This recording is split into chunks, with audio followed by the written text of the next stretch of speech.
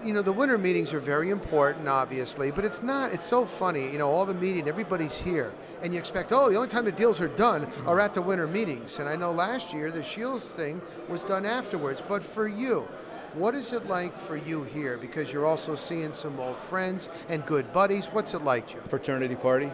Yeah, I mean, I got Marcel standing right over here, Marcel Latchman. Of course, there's some work getting done. I don't want to dispute that point, but it's really nice to come to these events, see a lot of guys you don't get a chance to see during the course of the year, maybe the last couple of years, and furthermore, have a nice, easy conversation and not being rushed. So I like it for those reasons too. That's what I notice. It really is a big fraternity. Baseball guys are very, very close. Isn't that true? It is true. I mean, Marcel and I are talking about stuff that happened in 1981 right here like it was yesterday. My first year in pro ball was 1976. There's a bunch of guys in this room that actually played with or against at that particular moment. You touch so many different lives and make so many different friendships during the course of those many years, and it's a very tightly knit group. We speak a common language, we have common goals. It's a unique situation. You know, the word I get, everybody that I've talked to here over 2 days say how impressed they are with the Rays organization.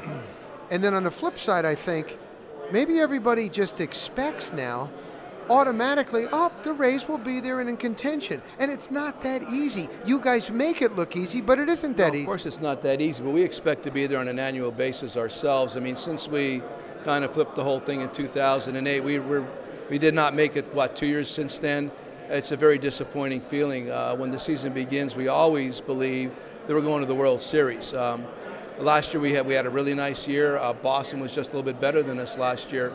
But in preparing for 2014 right now, it's all about going back to the World Series. So since we've been able to flip that culture in 2008, our mindset is always that. We put this team together, all the different things that we do in the offseason is pointed in one direction only. Now, you've already touched on David Price saying it's a business. You would love to have him here. We know that.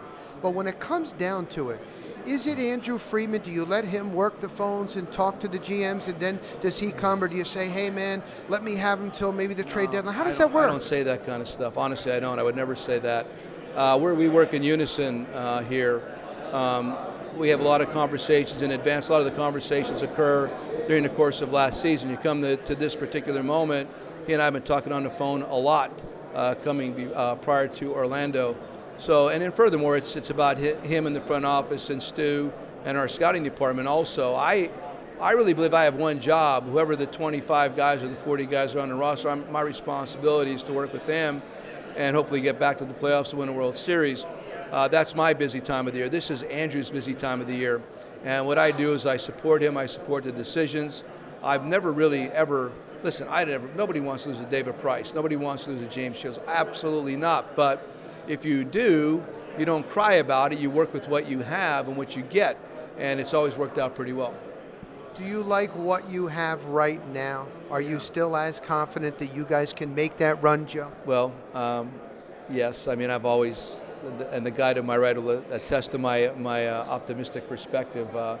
Regardless of what may flush out by the end of this meeting or going into spring training or the season, I believe we're going to go back to the playoffs to win the World Series next year.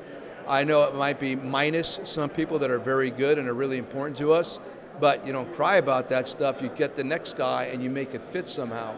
And again, I don't want to understate how important these other Carl Crawford or B.J. Upton or James Shields or any of these people that have left us have been to us.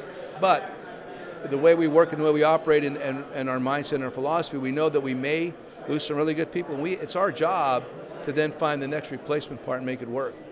My last question to you is, why is Tampa Bay such a special place for you? You've had so much success. You seem happy. You and Andrew get along. You probably could be lured by a bigger market. What is it about Tampa Bay? It's not about money. You know, it's about for me professionally working in a situation that I feel aligned with. I mean, Andrew and I and Matthew, when I interviewed for this job in Houston, 2005, I left that meeting. I've talked about this. I left that meeting. Had I not gotten that job, it would have been the first time I really was truly disappointed in not getting a job as a manager because of the people that I just met. The the wanting to expand and challenge and step outside the box. I've always had that same attitude myself, and I knew immediately that Andrew and Matt and the whole group were the same way.